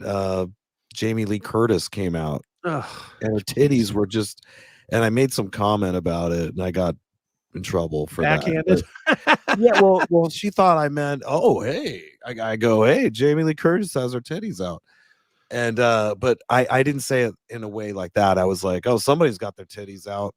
I don't even know how I said it exactly, but it's not. I didn't mean it in a turned on way. I meant it more like, wow, like look at this, an old lady with her titties out. I don't know why she was doing that, but she was. Yeah, well, I thought she was a little old to be doing it. And that's the point. When she was all naked and dancing in True Lies, yes. She was like 41 years old. That was hot. True Lies, that had to be 35 years ago. Yeah, that's what I'm saying. Out, right? She was probably 35, 40 years old. I mean, that's like the iconic scene where she's like kind of dancing up to the bed and she's all just wearing like a thong and, tits are all out and shit. That's an iconic scene. And she looked hot. She's probably 35, 40 years old at that scene. No one wants to see Jamie Lee Curtis now. No, it was uncomfortable to see her grandma with her. Yeah, that's what I was going to say. It's like walking in on your grandmother in the bathroom. Yeah. It's like, no, I don't want to see that. Yeah, you know what? I'm not even gonna tell that story. Next. It's uncomfortable, and Jamie Lee Curtis should stop it. You know, you're not in True Lies anymore. Trying to pretend you're sexy is the biggest true lie you're telling. So stop it. You know, You're in Old Thighs. Yeah, truth. Yeah, Old Thighs, exactly. For old guys. That's right. Old thighs for old guys. Old thighs for old guys. If you think that young guys want you, that's the truest lie you've ever Did you ever told. hear it's not a conspiracy, but that she may have been a hermaphrodite? I've heard that, yeah. I'm not buying it. And if I don't know. And if she is, well, then I've spanked my dick to a hermaphrodite, because back in that day, I definitely rubbed a couple out for Jamie Lee Curtis. Okay, Chris, come on. Like I said, this is a children's show, man. Well, you know what, kids? I guarantee you the kids are jerking their dicks too. Okay. Guaranteed. Whoa. Guaranteed.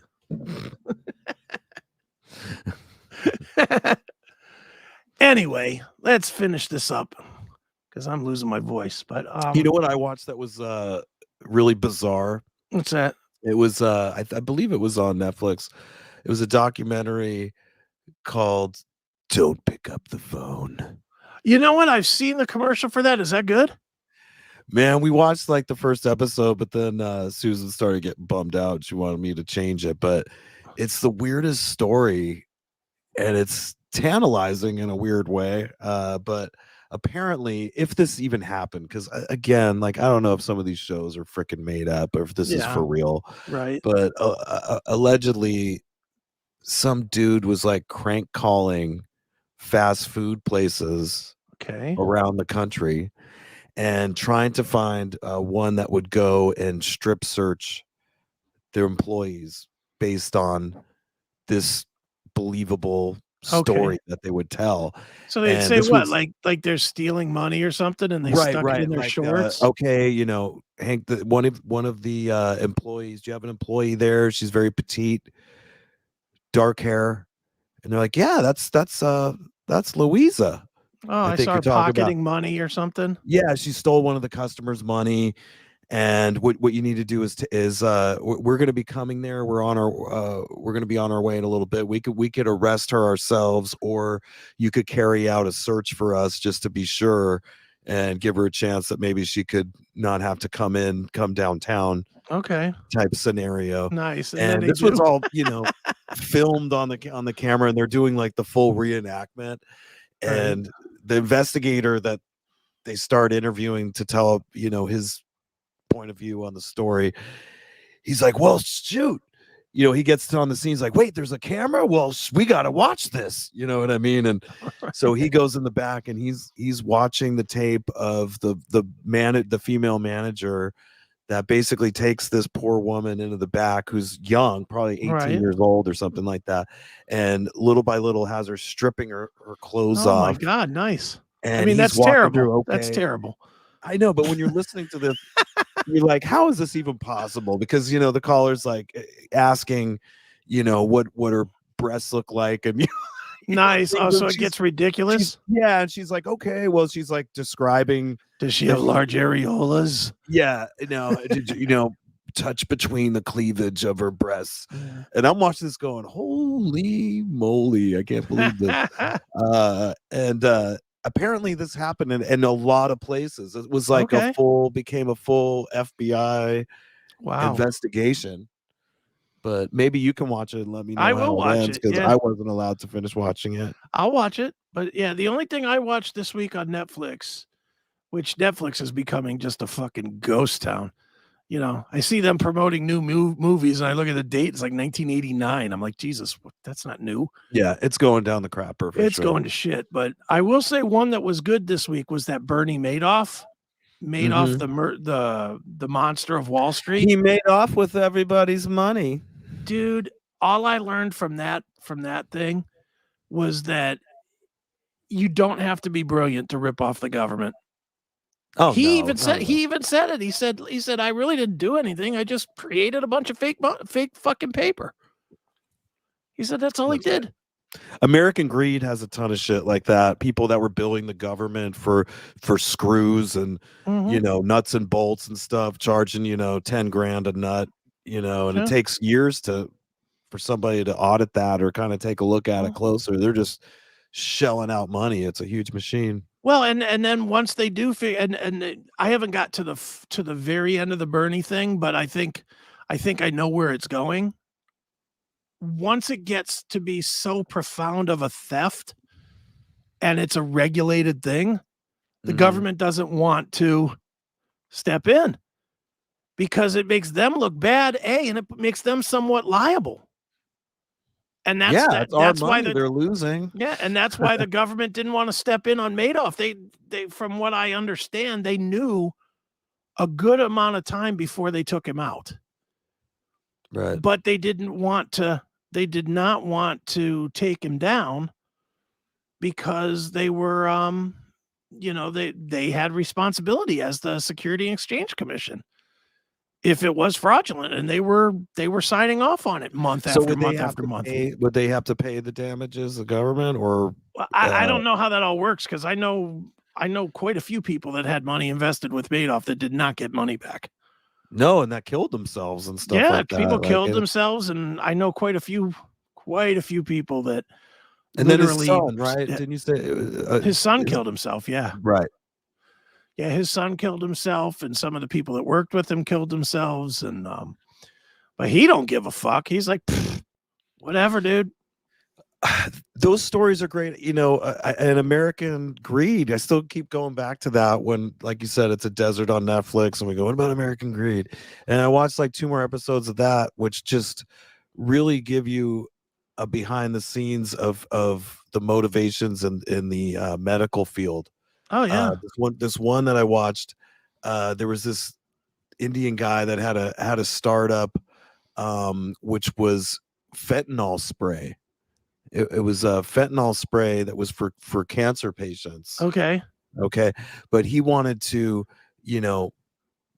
grow from that, not just doing cancer patients. So he started hiring these sales people to come in and schmooze all the doctors and everything. Right. And when you're hearing the stories about all the doctors that got on board with prescribing the most highly addictive up at that point drug to these people that just had back pain or something like that, pain management, and the incentives that they would offer, they would even tell them, hey, you can put on fake meetings and charge us for it, you know what I mean? And every time you write, every prescription that you write, you're going to get more money from us. Right. And they were paying some of these doctors millions of dollars, and they had written tens of thousands of prescriptions and just destroying all these people's lives. And this guy didn't care, that the CEO, and it's scary just to see, because people like to think that people with white coats are these great people all the time that had took an oath to protect you, and the patient comes first and all that bullshit. Yeah, that's all shit. It's total bullshit. It's a business, and these people are out to make money. Their degrees costed a lot of money to get their medical license, and they want or they're just pathologically fucking sick fucks. Did you see that Dr. Death guy? Okay, so if you're talking about this Daunch guy, Dr. Daunch, Dr. Daunch, Dr. Death, he was the next one that came on where I was like, what? This guy went to medical school for like 15 years or something to be a neurosurgeon, but then when he shows up, he's like a maniac that doesn't know what he's doing, that's like taking wait for this dropping acid before he goes into work. Well, dude, and he really, I mean, he did things that were so basic, like dropping screws into muscles. Right. Instead, somebody was going in to get their spine fused, and this guy had some device that was supposed to be attached to the spine. He just drilled a hole in this person's like muscle and just left the thing sitting in there. Yeah. Brutalized people, took out like chunks, and there was these 2 doctors that were like the whole time trying to blow the whistle on this guy with the medical board, but there's such a bureaucracy going on that and he would just move from hospital to hospital. That was the part, was that he literally paralyzed somebody, and instead of taking him to the medical board, they didn't want the liability of whatever with the medical board, so they just quietly terminated him without cause. Or without specifying, or he that. could resign. There's a loophole where he could resign and there'd be nothing even said on your record for it. Yeah, and he just went to the next place and then did it again. They say, I mean, the number 33 came up again, but they said like 33 out of 38 people he fucked up, and he killed people. He killed people. He paralyzed his best friend. That was a weird twist. I didn't even know you're allowed to like do surgeries on people. You're not. That's what made me wonder, did this happen? It seems just so atrociously ridiculous. Yeah. The story itself, but there was people where he was severing arteries and then not even like caring about it. He was like leaving sponges and people sewing it back up. It was insane. He ended up getting a life sentence. That dude's in prison for life. He can't get out. He'll never get out for the damage and pain that he caused. And I guarantee you he works in the fucking medical room. Yeah, I guarantee you he does. You know they're not keeping him out of the fucking sick bay or whatever they call it in prison. He could put I don't know, man. But they watch TV in there. They probably see him and they go, "Oh, you're that guy." Yeah, but they'll also see, he's got a medical degree, better than anybody else we got. Bring him in here, because they don't give a fuck if you live or die anyway. Well, they don't give a fuck if you live or die in prison anyway. So, right. So whatever. But yeah, that guy was fucked. I watched both the documentary and then the ridiculous reenactment of it, which was really dumb. I will say that the documentary, really good. The reenactment with Christian Slater as the one doctor. Whew. They actually made a movie about it? Yes, it's on Peacock. It's horrible. Okay. It's laughable horrible. It's a docu-series. It's a series based on with Christian Slater as the whistleblower doctor. I don't trust anybody. I had to go. Oh, go ahead. You want to tell us about it? I'm just going to tell you, it's Christian Slater and Alec Baldwin. Oh, great. Yeah, Alec Baldwin, guy that knows the thing or latest two on about killing Alec Baldwin, man? He shoots these people allegedly, got away with and it. then what? It's Alec Baldwin. He got away with it. It's just going to be. He's just not going to do any work for a year or two, and then we're going to see him again sometime. Made fun of Trump. Not guilty. Is that a true story? Because shouldn't there be like some kind of court thing going on or public record?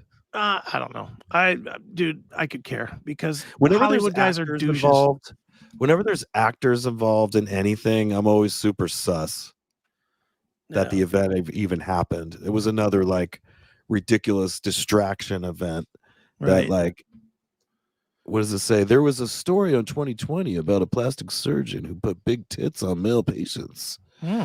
Was it the Thambesis guy from that band? From As I Lay Dying? As I Lay Dying? Was he the guy? May have been. Nice.